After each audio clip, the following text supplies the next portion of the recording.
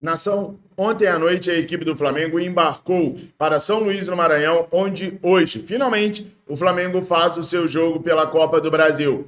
O jogo é contra o Botafogo da Paraíba. Ontem, no nosso canal central do Fla, eu espelhei os elencos e falei um pouquinho sobre os jogadores do Flamengo que podem atuar e os jogadores do Botafogo da Paraíba.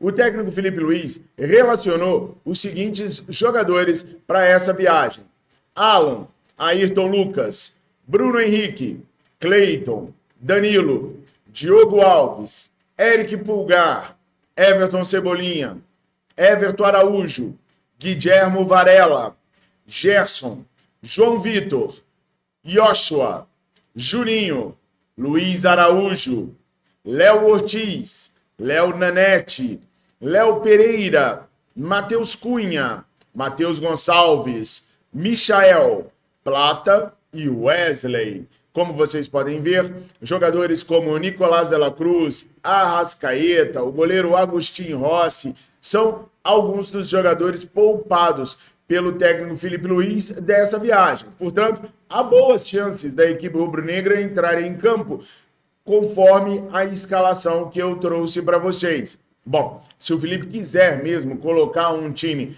todo reserva, nós temos aí o goleiro Matheus Cunha, temos na lateral direita Wesley, Daniel Salles não foi, então teria que ser Wesley.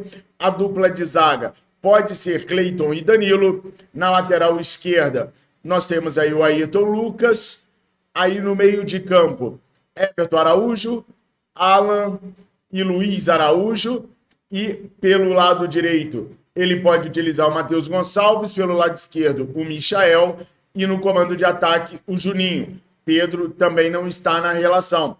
Então, daqueles jogadores que eu selecionei como uma escalação provável, apenas o Daniel Salles não foi relacionado para esse jogo.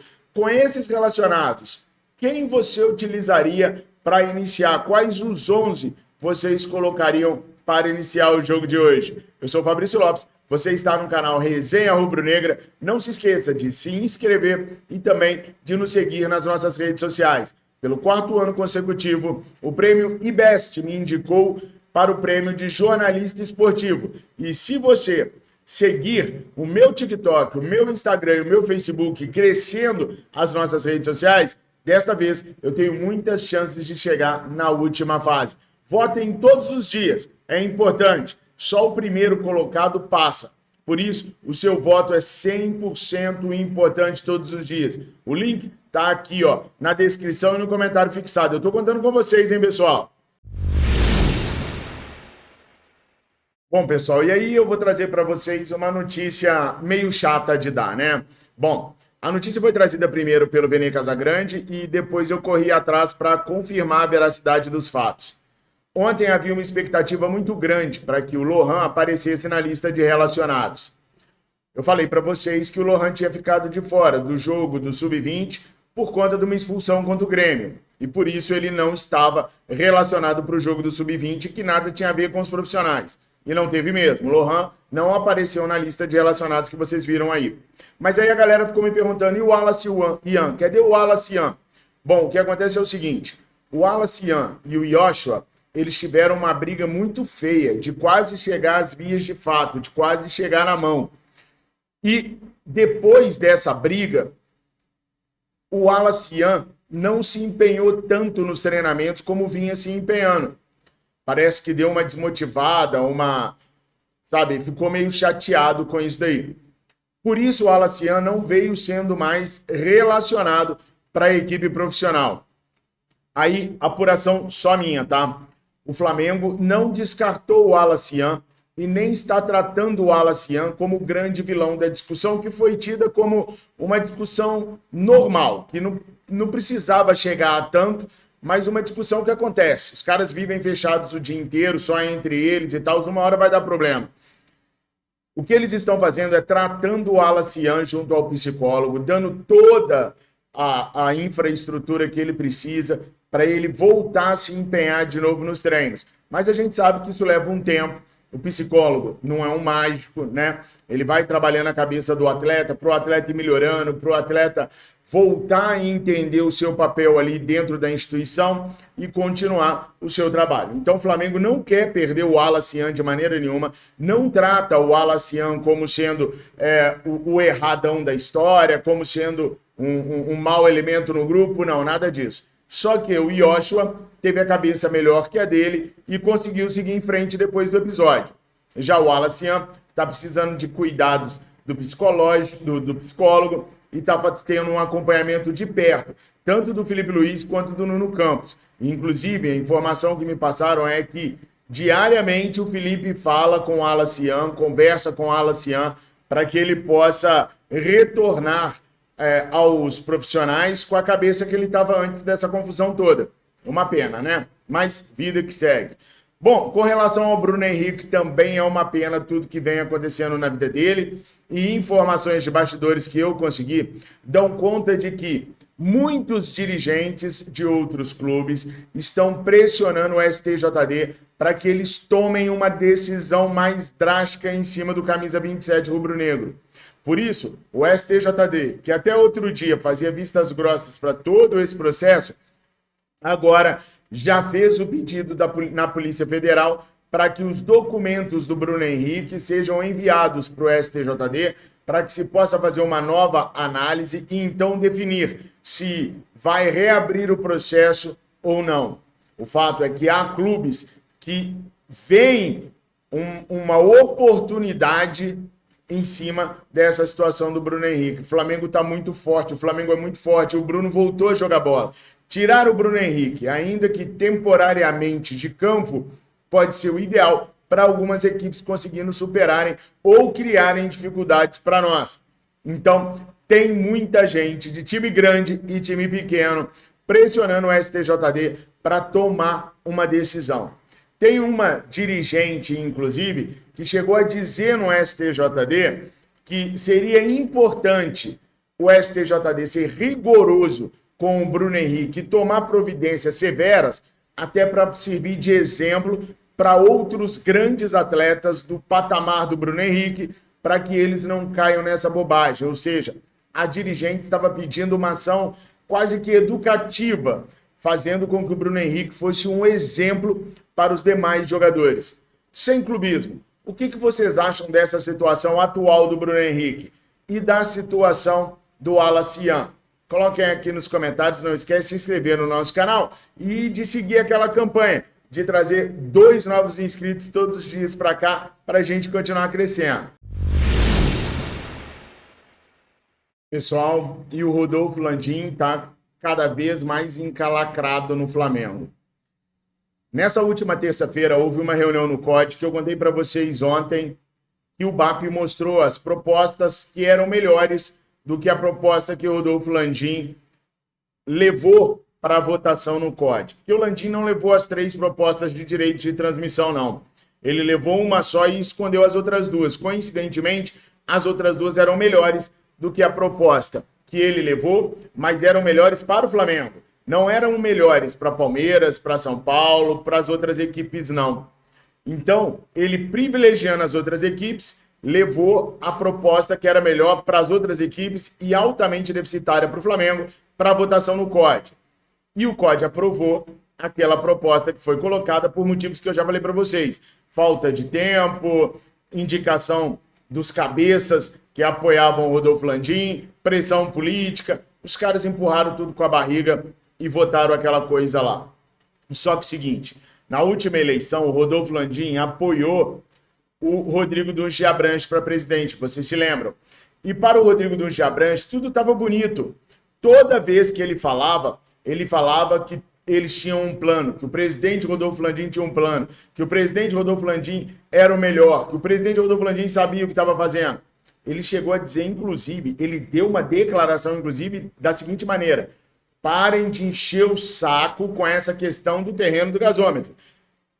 Bem polido, bem diplomático, o nosso querido Rodrigo Dunche Abranches, né? Só que nem o Rodrigo Dunche Abranches parecia saber de tudo o que acontecia nos bastidores da presidência do Flamengo.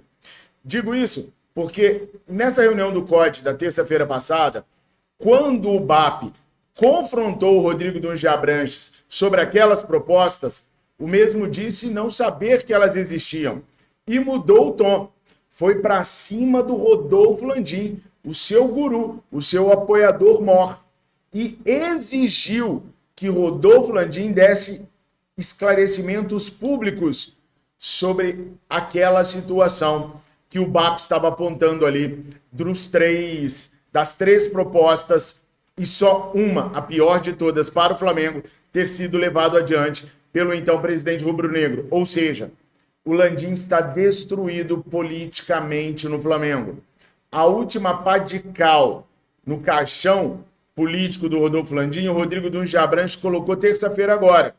Resta saber se o nosso intrépido ex-presidente vai vir a público dar explicações sobre os motivos pelo qual ele assinou aquela proposta como sendo a melhor de todas e encantou com o canto da sereia o Conselho Deliberativo para votar aquilo, ou se ele vai ficar escondido e calado.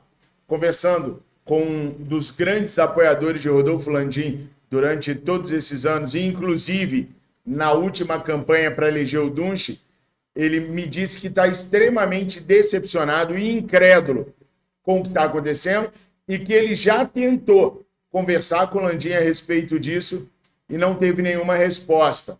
Ele espera que o Rodolfo Landim possa reunir as suas ideias e ir a público, nem que seja dentro do espaço do Conselho Deliberativo, do Conselho Administrativo, dentro do Flamengo, para dar as explicações sobre os contratos. E aí, pessoal, é inevitável ver que muitos conselheiros começam a dar a seguinte justificativa: era a SAF que ele queria.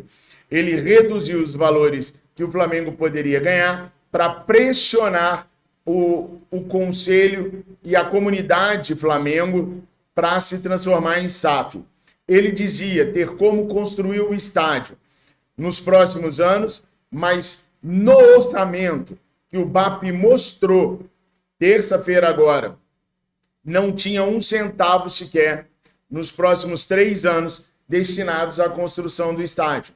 Como você iria construir um estádio se o orçamento que você prevê não prevê um centavo sequer para a construção do estádio?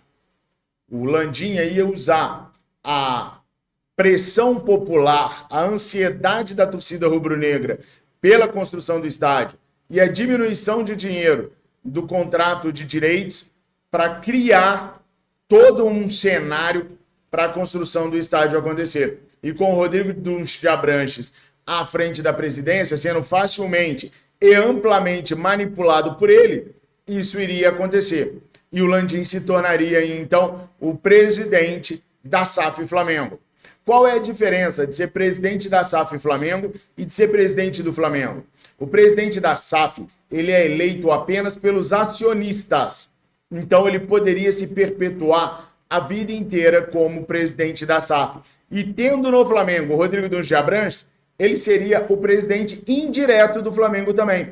Porque o que ele falasse de cima, o Rodrigo acataria aí embaixo. Isso porque se o Rodrigo tivesse ganho, o Landim teria provado sua força política. E o Dunche, em momento nenhum, iria ter coragem de afrontá-lo durante a gestão SAF Flamengo. Por hora, eu acho que a gente se escapou ileso de uma tentativa de golpe de transformar o Flamengo em SAF. Uma tentativa bem articulada de golpe para se tornar SAF, para tornar o Flamengo SAF. Mas eu não sei se a gente está seguro para sempre. É por isso, gente, que eu perdi o meu canal. É por isso que eu fiquei um tempo sem inscrever no dia. Porque eu venho aqui e falo a verdade. Doa quem doer, mesmo que doe nós mesmos. Eu venho aqui e bato de frente com qualquer gestão que faça errado. Eu bati muito de frente com a gestão do Eduardo Bandeira de Mello. E ele veio aqui e me deu entrevista anos depois, dizendo que eles sempre estavam prestando atenção naquilo que eu falava, porque eu batia firme, mas muitas vezes, na maioria das vezes, eu tinha razão naquilo que eu estava batendo. Então, eu tento fazer não só o papel de informar, mas o papel de investigar e levar até vocês a informação chata, ruim, triste, para que você não deixe o Flamengo voltar a ser aquilo que o Flamengo já foi um dia. Um clube devedor, um clube nas mãos daqueles que só pensam em si próprio. Mas eu sou muito prejudicado por conta disso. Então eu preciso muito do seu apoio, da sua inscrição, eu preciso muito que você esteja do meu lado nas nossas redes sociais e aqui no nosso canal, sugerindo a gente para outras pessoas, para a gente continuar crescendo e continuar com esse viés de jornalismo investigativo, para não deixar nada passar pelos seus olhos despercebidos. Feliz Dia do Trabalhador, ótimo feriadão do dia 1º de maio. Daqui a pouco eu volto com mais informações, meio-dia, entre 11h30 e meio-dia. Todos os dias eu trago informações no Central do Esporte e hoje eu quero mostrar lá como ficou horrorosa a pintura da Ferrari para o Grande Prêmio de Miami, entre outras coisas que nós falaremos lá. Se você gosta de Champions League, hoje eu vou falar muito de Champions League no Central do Esporte. Te espero lá. Tamo juntos. Obrigado por tudo. Fiquem com Deus. Saudações rubro-negras.